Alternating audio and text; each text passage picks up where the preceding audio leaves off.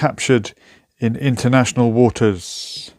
Now let's speak to Katrina Graham, who we just saw in that report. She was pushed down by Israeli forces as Ben-Gvir walked by. And she joins us now from Istanbul. Istanbul is where you've just landed after being literally thrown out of Israel. So just walk us through your first contact with Israeli security forces to your last.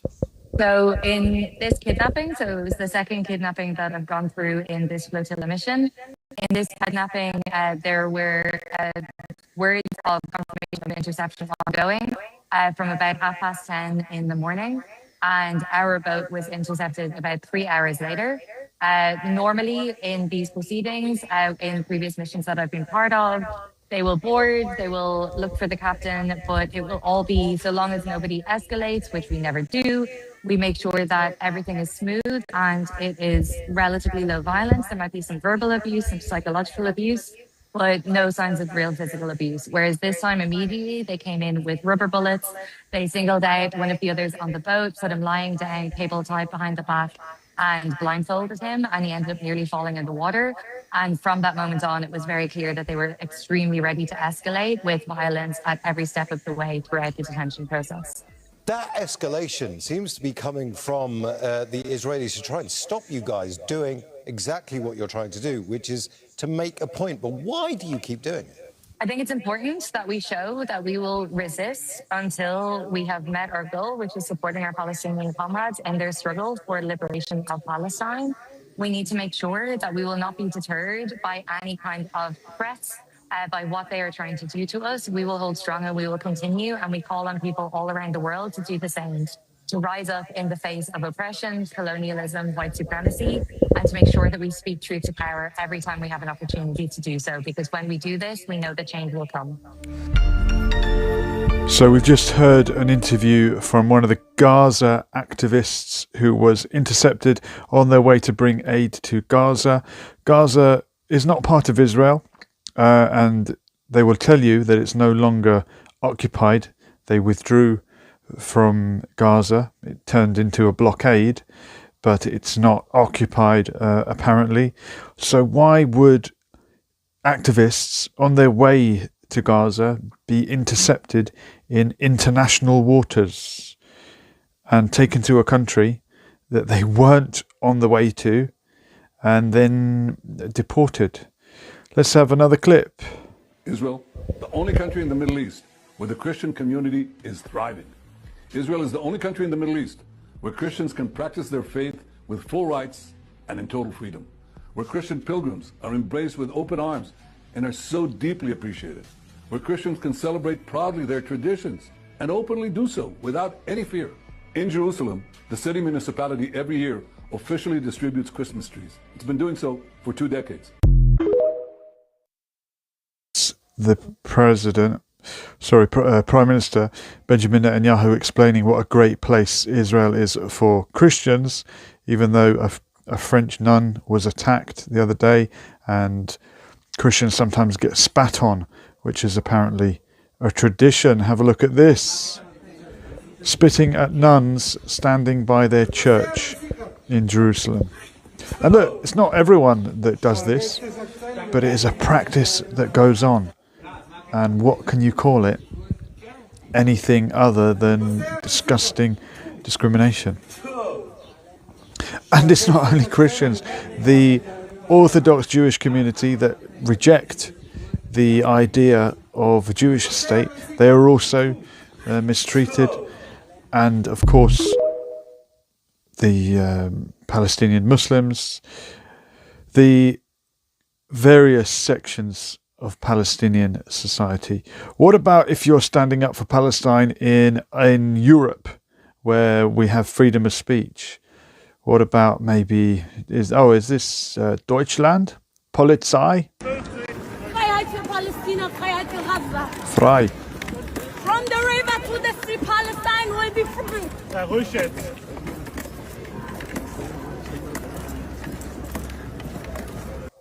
So there's someone in Germany being arrested. Interesting that that phrase, from the river to the sea, is said in English, even in Germany. It's kind of gone around the world. And what would it be in Arabic? It would be min nahar hat al bahar. Kind of rhymes in Arabic. Here we go. It's failure. RTE, Irish Every TV. ship here is failure. Every kilogram of aid that's on these boats is failure, because all of these people involved, all of these people giving up their time, all of these people concerned about the well-being of their fellow human beings in Gaza, are doing what their governments are legally obliged to do. Naria Soraya is saying hello in the chat over here. Hi. Hi. What do you make of the activists on their way to Gaza, intercepted in international waters and then arrested in a very humiliating way? And we're hearing a lot of Irish accents in these clips. Ireland has a great affinity, a great history of solidarity with Palestine, and the connection between Ireland and that part of the Middle East, or the Muslim world, if you want to call it that, goes back to the days of the Ottoman Empire, when the Ottoman Empire reached out to help Ireland in the time of the Great Hunger, which is sometimes incorrectly called the potato famine. The Ottoman Sultan reached out to help the Irish people when Queen Victoria would not. Let's have a look at the clip of the interception. It appears to show Israeli forces firing their guns at the boat in the flotilla.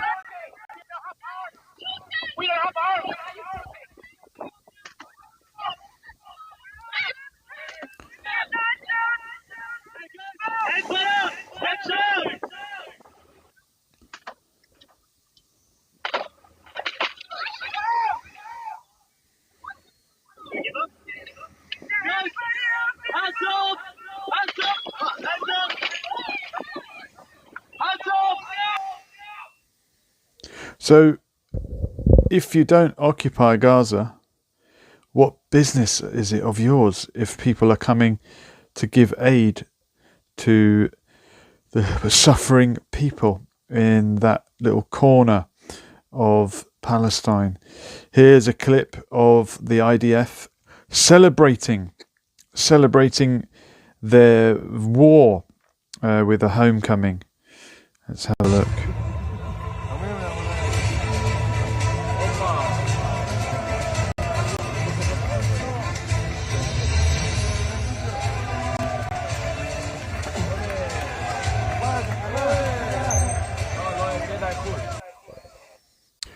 And Brit Brat in the chat is saying, y'all, which means you all, weren't carrying bleep. Y'all never carry any aid, it's all posturing. Right, well, is it not freedom of expression and freedom of speech to make a point, to go and travel to a country that's been absolutely decimated and bombarded? Why is it anyone else's business if you want to make a protest? Let me know, Mr. Britt, what's your response? And here's Greta. Look, even Greta is getting harassed. Greta Thunberg, who did so much for the environment, and she was never off the TV when that was the case. No, the minute she started speaking up for Palestine, we didn't hear about her as much, not in the same way. Hello, Greta. She's being harassed by an Israeli man in Stockholm.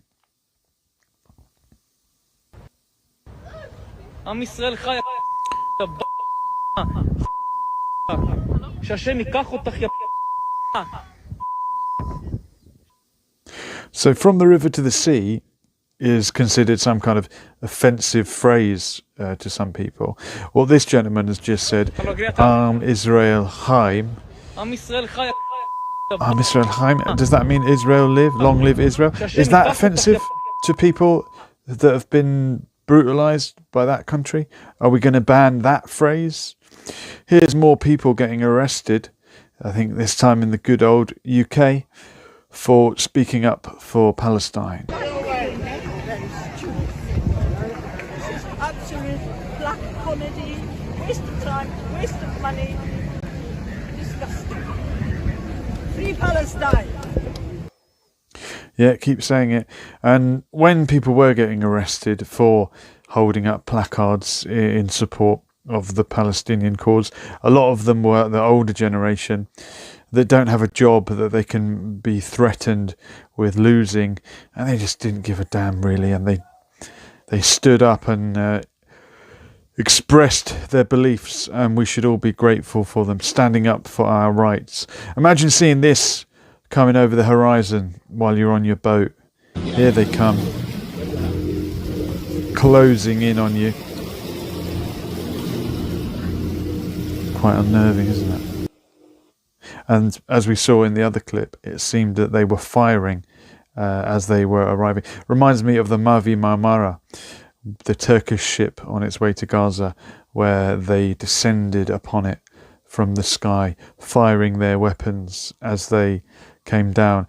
And activist Ken O'Keefe managed to get one of the guns off them, apparently. I've met Ken O'Keefe a couple of times. Mohammed Omar is saying a man shouldn't bully or speak to Greta like that. She is a young lady.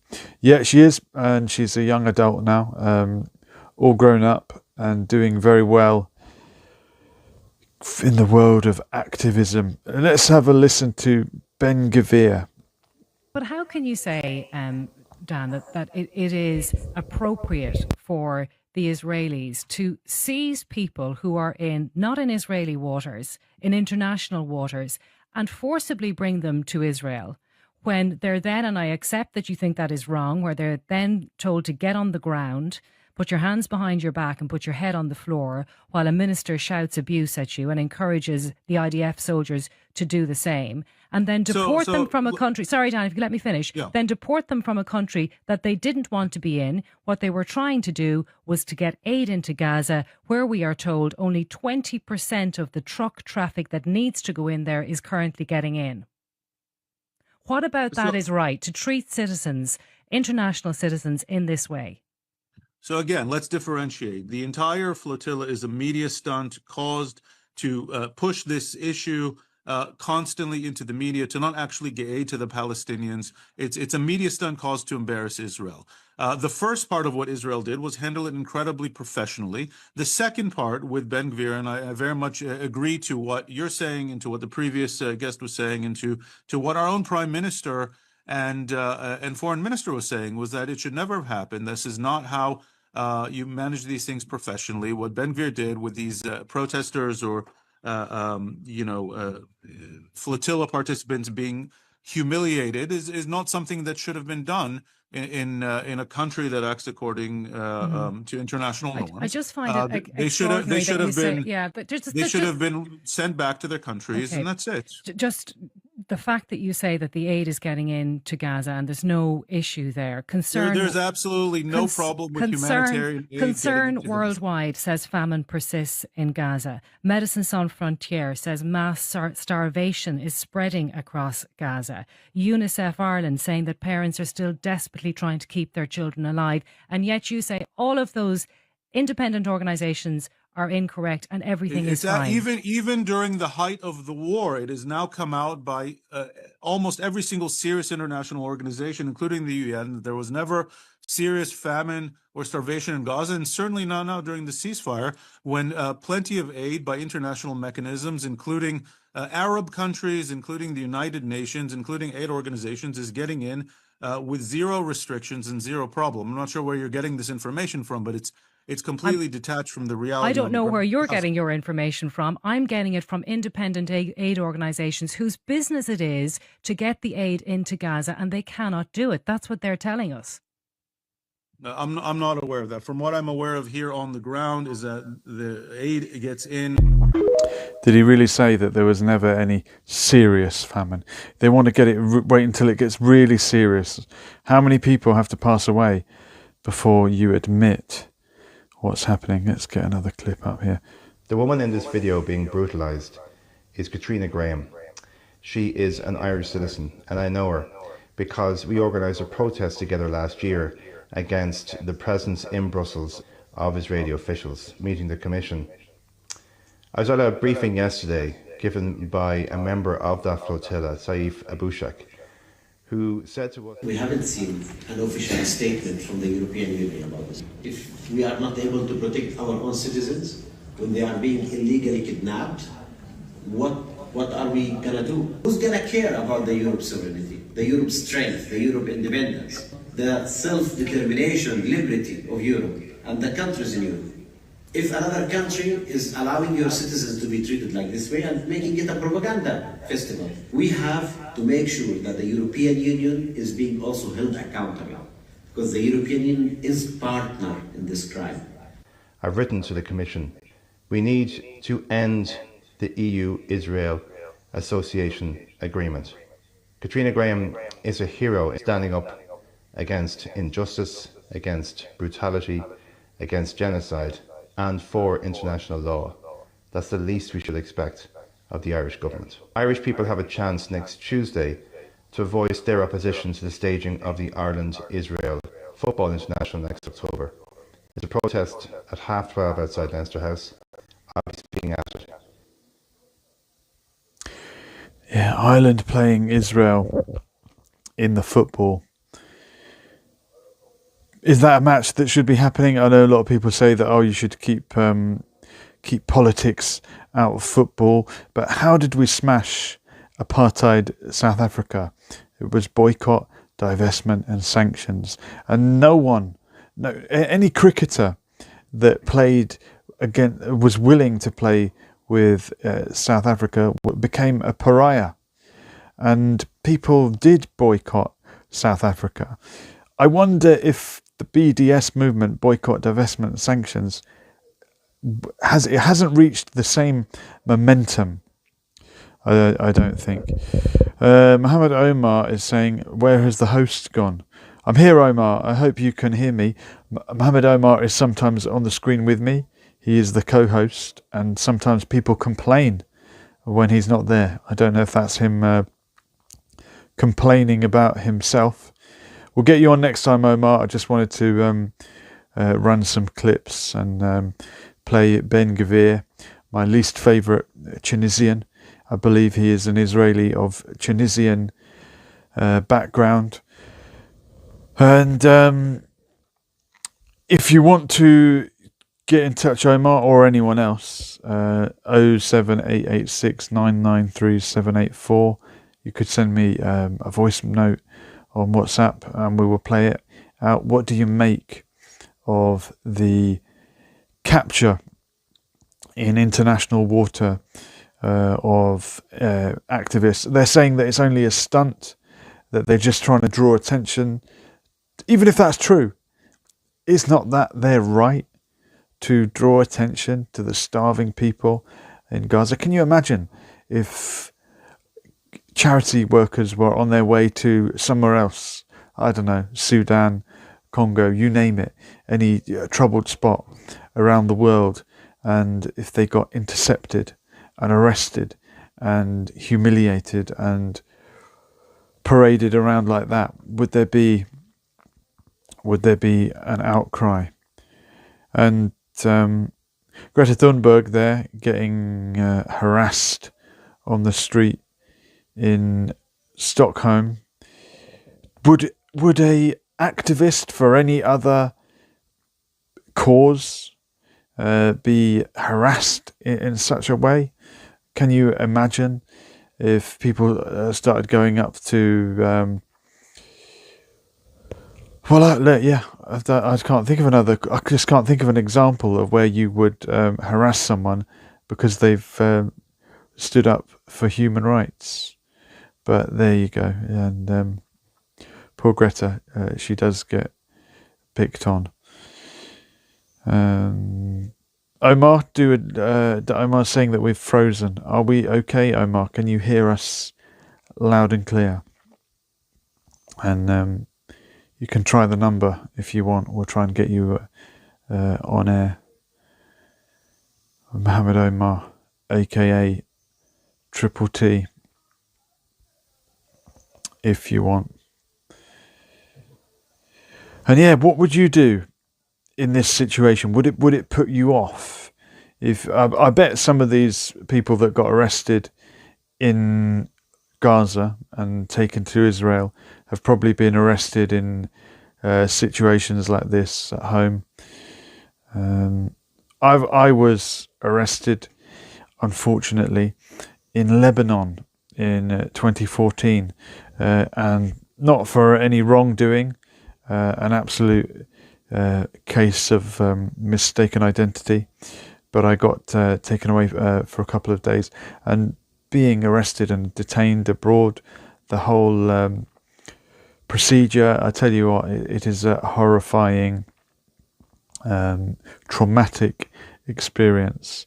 And if you're one of these people on the flotilla and you're mindful of incidents like the Mavi Marmara, where activists lost their lives from Israel intercepting them in international waters, and we're told the footage shows these soldiers opening fire as they're on the way. How are you going to feel? How are you going to feel? I have also had the IDF open fire towards me at a protest in the West Bank in 2011 in Bil'in, a very well-known village in the West Bank that is half chopped up by the apartheid wall that snakes through the West Bank, encroaching on Palestinian land and grabbing more land beyond the Green Line. And that weekly demonstration in Bil'in was to reject this wall. And in fact, the campaign finally worked. And I was there at the protest on the week that they had gained a victory in the courts and that the wall would be pushed back slightly towards the Green Line, even though it shouldn't be there at all. This wall must fall. When I was at that protest, we were warned in the little meeting that they had before we went out that yes, there will be armed soldiers that may fire rubber bullets. They may also fire live rounds. And when the bulldozer that the protesters had, that they were driving towards the wall in the hope to smash down this illegal wall, before it could get any closer, the IDF opened fire and shot out the wheels of this bulldozer, rendering it completely useless. And I was there standing in the crowd, quite a few 100 meters maybe behind, well, 50, 60 meters away from the front where the action was happening. And the next thing I know, I was being bombarded with tear gas, and I almost succumbed to the fumes. So if that's what they could do at a protest in the West Bank, imagine what could happen on the high seas, international water. Does international law apply on the high seas? If you've ever watched the very rare TED Talk from a woman whose name I won't mention, but it sounds like Viz Lane Baxwell, if I can say it like that.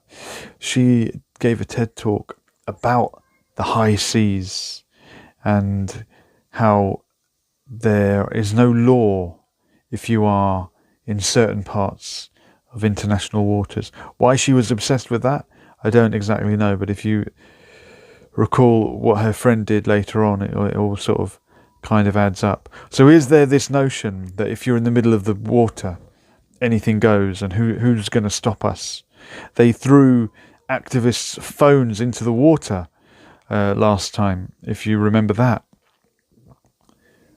When I've travelled to the West Bank, it has been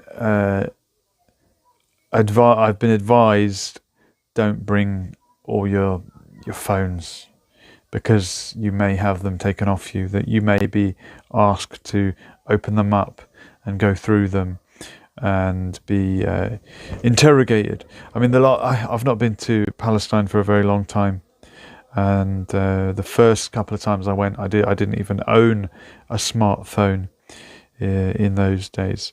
But when I went in 2015, I think I did log out of all my social media accounts, because you could be interrogated, and if you are seen as a Palestine sympathizer, you may be turned away at the border. And look, I think the propaganda battle is being lost, isn't it? Look at these people in the UK or over in Germany. The propaganda battle is really being lost by Israel, and that's why they're going to desperate measures, and stories are getting repeated and exaggerated. It is really a tough time if you're on that side. As strong as they might be militarily, it would seem that the battle in the public eye is starting to go the other way, and it's been a long time. And if you've been on Team Palestine since day one, you probably think, well, it's about time, isn't it? And so much so that now even the BBC is getting accused of being too pro-Palestinian, too critical of Israel. The BBC that pushed all the propaganda, the BBC that refused to air the disasters committee appeal on their news channel, and Tony Benn famously overruled them, and just live on there he said, well, if you won't do it, I'll do it. He said the number is, you can get in touch, the disasters committee. This was during Operation Cast Lead. The BBC refused to air that, and they tried to censor Tony Benn. But years later, look how many journalists have lost their lives in Gaza, and how many, and that's only the Palestinian journalists, because international journalists have not been allowed in, have they? They've not been allowed to shine a light on what's happened in Gaza. So I think a tide, as George W. Bush once said, it's easy to see a tide turn. I think a tide is turning. I think all the campaigning and the hard work is paying off, but the job is not done, and we need more people to get in a boat and head to Gaza, or get on a camera and speak out, or let your local politician know that this is an issue that you care about, and don't give up. You're on the right side of history. Well, it's been a pleasure to chat to you on a Friday night. If you would like to get involved, you know what to do, and we'll do it all again soon, God willing. It's been, well, it's not Lessons for Life, it's Sarah Dardasha, but I'm standing in. Thanks for listening. We'll see you again soon. Thank you and good night. Thanks for joining. Anyone that saw it